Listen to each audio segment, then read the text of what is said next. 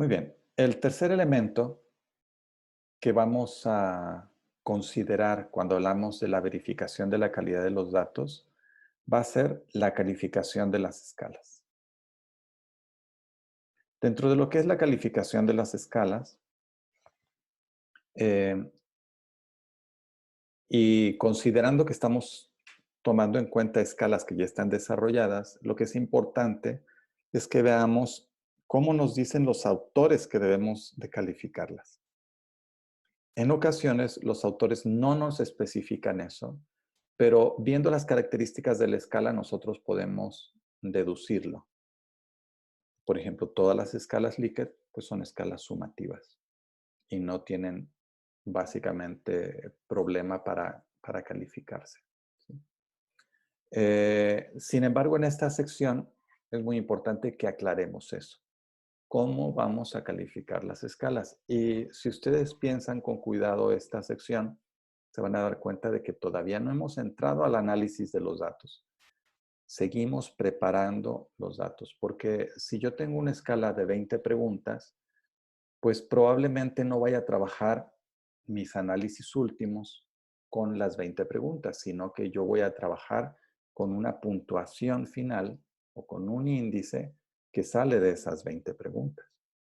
Entonces, lo que necesito es generar ese índice y ese índice se genera en la sección de calificación de las escalas. A veces tienes, por ejemplo, nivel socioeconómico y el nivel socioeconómico lo estás midiendo con una escala. Bueno, tienes que calificarlo antes de irte a los análisis.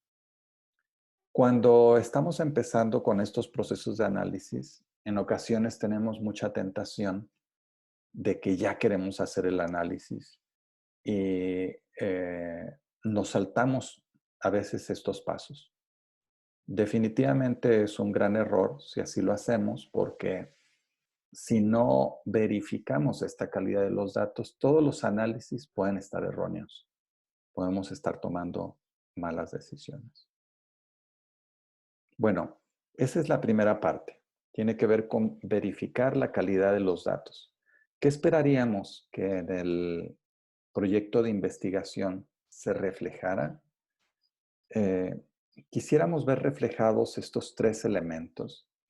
Ahora, dependiendo de la naturaleza del proyecto y de la cantidad de espacio que tengamos para el proyecto, si tenemos muy poco espacio, pues tendríamos que elaborar un párrafo como este. Bueno, podríamos ser más o menos específicos. Ustedes tienen en cada situación que ver qué tan específicos vale la pena hacer.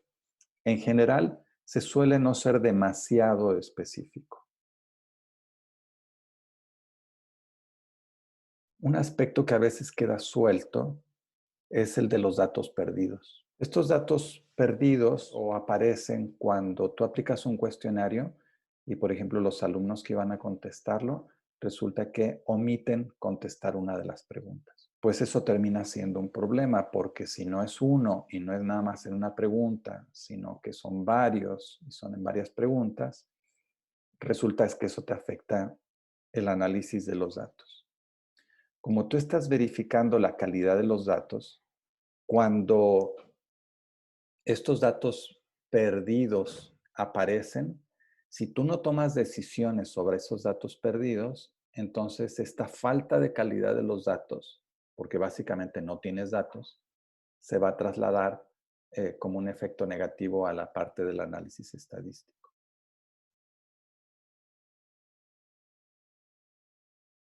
Hay varias formas de abordar este tema de datos perdidos. Pero lo más importante es que tú puedas explicar o explicarte en ese momento por qué tienes datos perdidos. Imaginemos nuevamente ese caso en el que tú das los cuestionarios a los participantes y ellos no contestan algunas preguntas. Tú después reflexionando dices, bueno, es que no contestaron estas preguntas porque pues estaban con mucha prisa de contestar, seguramente se las saltaron y pues yo no verifiqué después, cuando ellos me entregaban el cuestionario, yo no verificaba que todo estuviera contestado.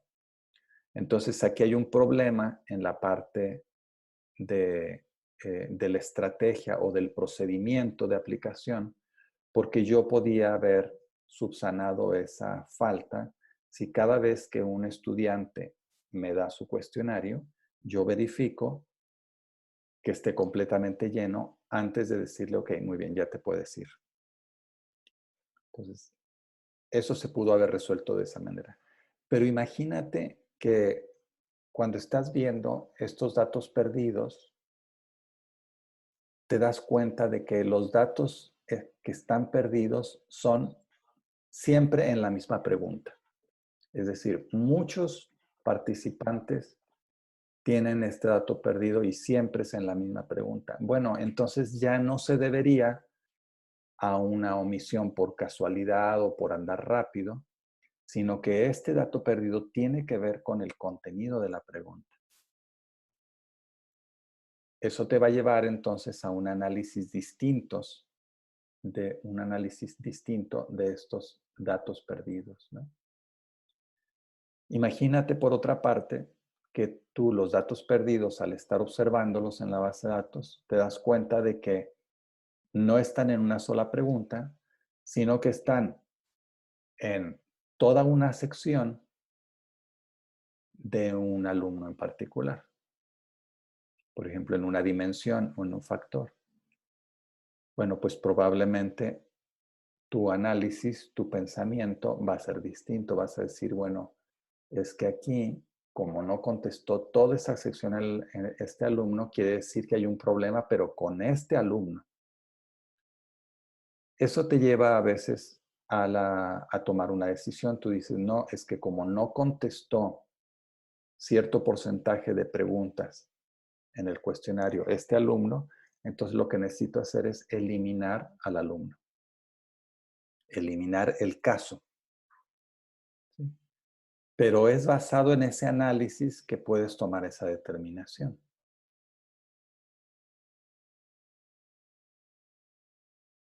Actualmente no es algo que se sugiera el hecho de eliminar casos, porque cada vez que tú eliminas el caso, tú estás eliminando una partecita de una muestra. Cuando estamos pensando, por ejemplo, en una población, imagínate que tú tienes una población de 100,000 personas y dijeras, pues de una manera muy general, dijeras, bueno, yo voy a tomar una muestra de esas 100,000 personas y voy a encuestar solamente a 1,000 personas.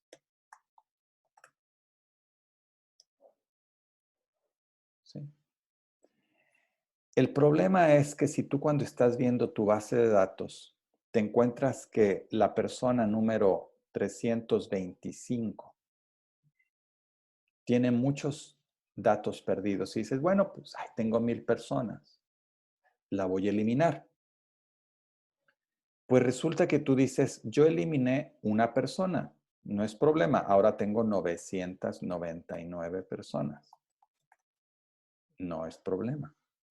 Sí, pero lo que no estás considerando es que esa persona, ese uno, en el momento de la generalización, es decir, de la extrapolación de los resultados a la población, pues no es uno, sino que esa persona está representando a 100 personas. Entonces es como si tú eliminaras a 100 personas. ¿Sí? 100,000, sí, 1,000 multiplicado por 100. Claro. Entonces, realmente no es una persona, sino es lo que significa. Por eso, idealmente, tratamos de no eliminar casos, a menos que tengamos una muy buena justificación y a menos que pues, no nos afecte esa muestra. Piensen ustedes que si esto no fueran una persona a la que estuviéramos eliminando, sino que estuviéramos eliminando 50 personas, pues entonces serían 50 por 100. ¿Sí? ¿Cuántas personas serían? Estaríamos eliminando, ¿qué serían? ¿5,000 personas? ¿Sí? ¿O 50,000 personas? Serían 100, 5,000 personas. Estaríamos eliminando. Si fueran 50 las personas que hubiéramos perdido. Por eso hay que tener mucho cuidado con estas pérdidas. Aquí, pues, ni parecería que fuera importante. Serían 949 personas. No, 950 personas. Las que tendríamos todavía en la muestra, sí, pero eliminamos la representación de 5,000 personas. Son muchísimas personas las que están representadas en esas 50. Por eso hay que tener mucho cuidado con los datos perdidos. Para manejarlos, primero hay que hacer un análisis.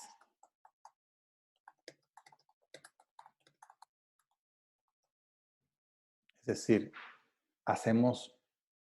reflexionamos y observamos los datos para ver cómo se perdieron esos datos, dónde se perdieron, si esa es una pérdida que es constante o es una pérdida que es aleatoria.